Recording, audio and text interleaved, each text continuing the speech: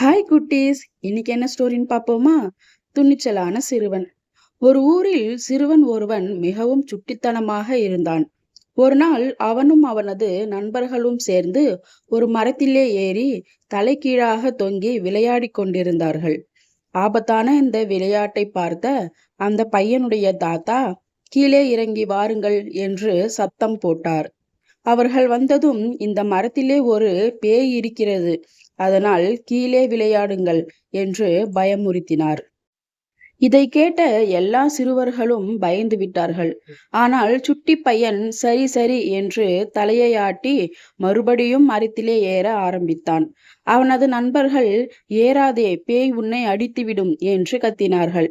இந்த மரத்திலே பேய் இருந்திருந்தால் இந்நேரத்துக்கு அது நம்மை அடித்து கொன்றிருக்கும். தாத்தா நம்மை பயம்புறுத்தியிருக்கிறார்கள் என்று கூறினான். அதற்கு மற்ற சிறுவர்கள், உன் தாத்தா சொன்ன பொழுது சரி என்று சொன்னாய், அது ஏன் என்று கேட்டார்கள்.